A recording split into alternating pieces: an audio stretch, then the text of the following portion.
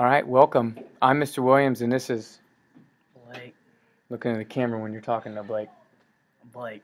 This is Blake. Okay, so we're going to go through the epicenter earthquake location activity here. So page 798 to 799.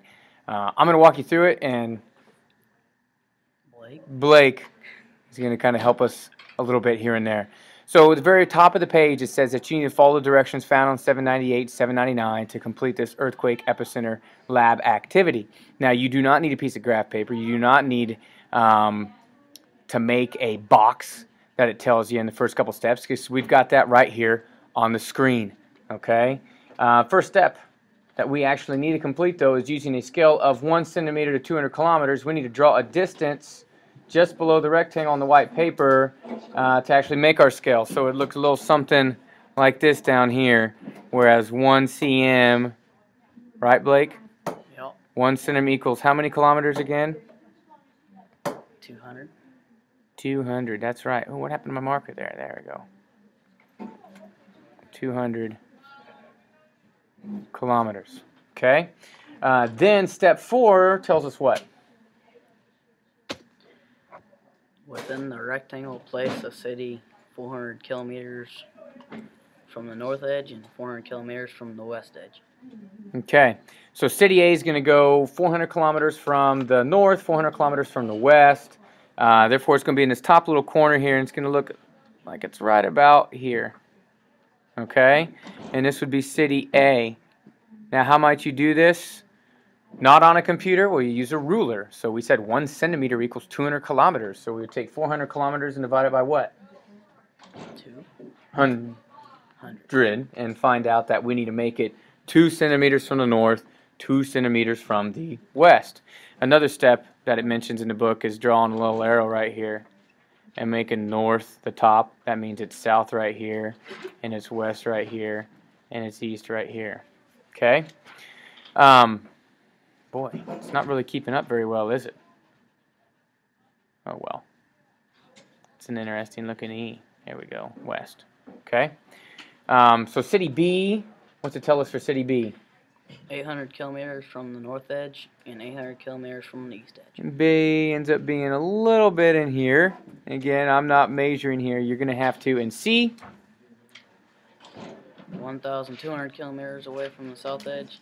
1,200 from the west edge. So B's going to be B's going to be 4 centimeters from the north and 4 centimeters from the east, and C's going to be 6 centimeters from the west and 6 centimeters from the south. So it should look a little something like this on the map, correct? Yeah. Correct. Okay. Now we go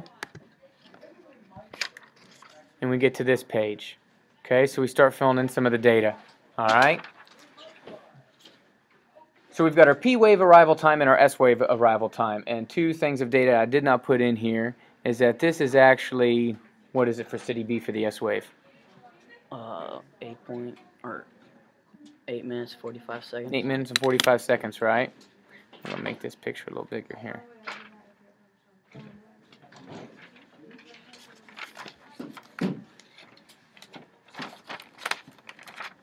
Okay. So it's going to be 8:45. And what about for city C? 8 minutes 42 seconds. Okay. 0.2. I don't know. Whoa. In 2 seconds? Is that what you said? I said 42. Oh, 42 and 10? Point. Okay.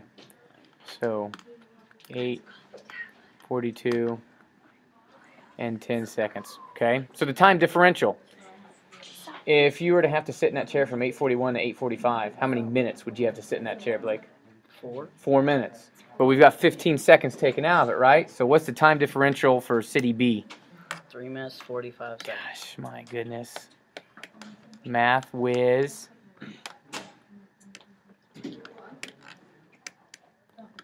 Ugh, man, it's just not keeping up.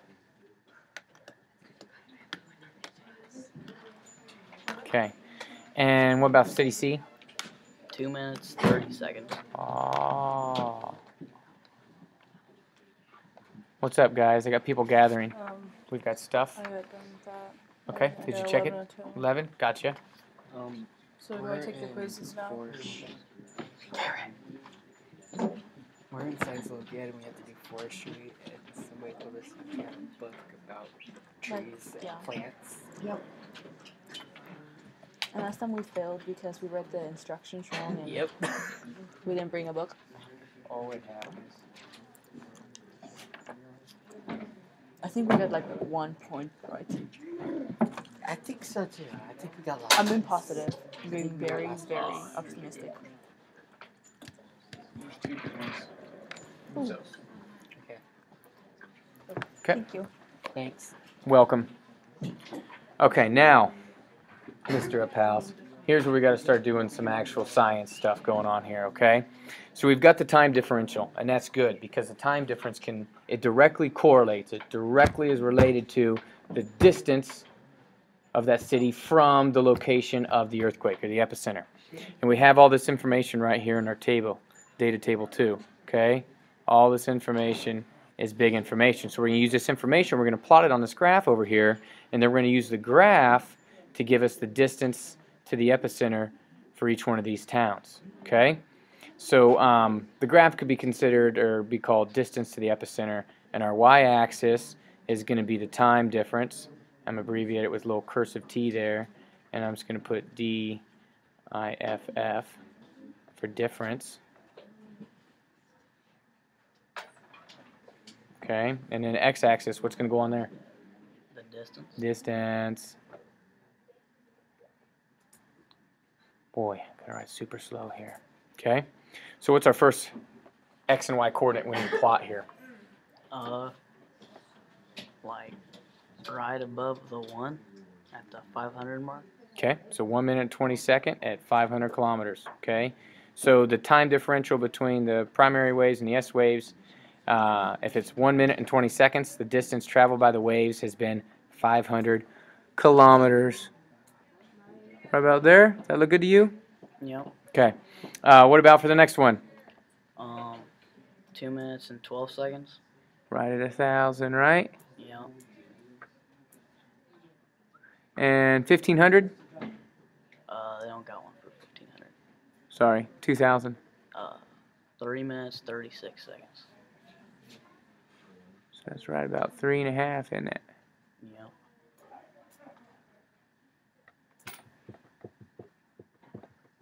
Next? 4 minutes and 30 seconds at the 3,000 mark. That's right at 4.5. Next? And then Next. 5 minutes, 24 seconds at the 4,000 mark. Okay. So now we'll connect these lines. We're going to try.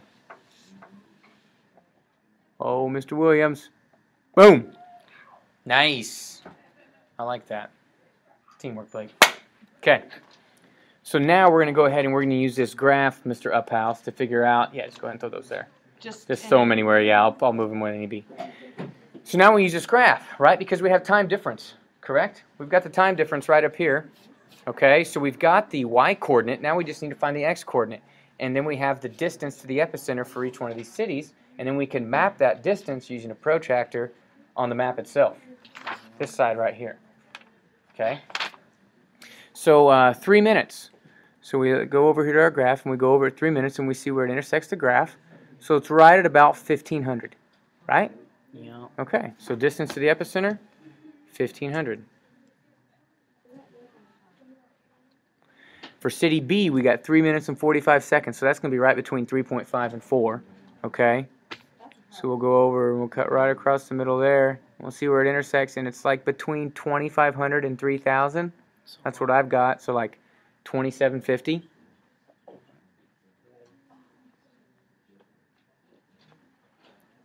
And then for city C, we've got 2 minutes and 30 seconds, so that's 2.5.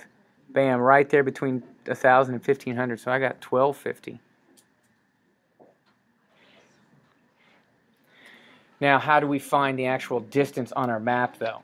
We know what it is in kilometers on here, but how do we find the actual distance on here? Times it by... No, times it. Or divided by 200. Divided by 200. Did you hear that, camera? Good. So we'll divide each one of these by 200, and we'll get the distance on the map. So let's get a calculator out here. little cellular phone. What's the first number, Blake? 1500.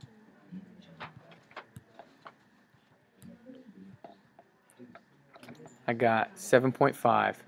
So the radius of our first circle is going to be, don't pay attention to that, 7.5 centimeters, right? Okay. What's the next data? 2750. 13.75 centimeters. And the last one? 1250. 6.25 centimeters. Okay. Voila. We got the majority of this lab done, sir. Okay. So the next thing you do is you take that data, you'd set your protractor, okay? Excuse me, compass. You'd set your compass. You'd put it at the point right here, okay? And we would just make a big old circle. All right, and we keep it on the map and do the same thing with A and the same thing with C. And where the three circles intersect is the epicenter of the earthquake. The point on the surface above the focus, the little point down inside the crust where the earthquake actually originated. All right? Okay. We can do that, right? Yep. Awesome. Okay. Now, some of you may not have had the circles actually intersect. Blake's circles, our circles may not actually intersect. Okay. But you may get a little triangle shape between the three circles. That is a small area where the earthquake would have happened. But if you get the three circles that intersect, awesome. You found the true epicenter. Okay. You want to talk questions? I don't care.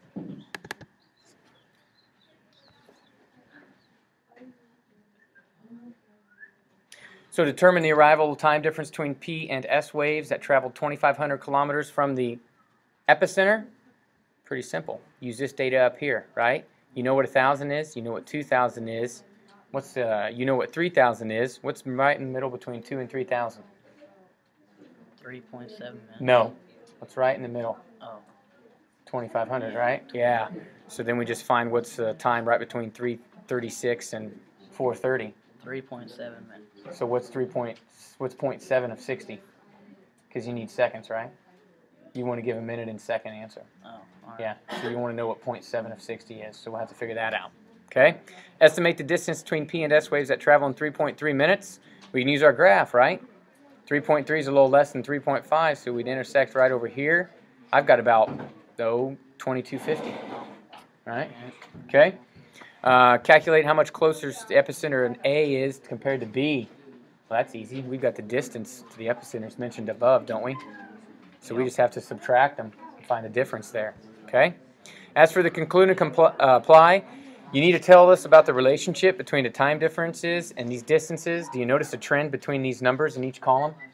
Yeah, they get bigger. They each get bigger, right? So as the time difference gets bigger, what also gets bigger?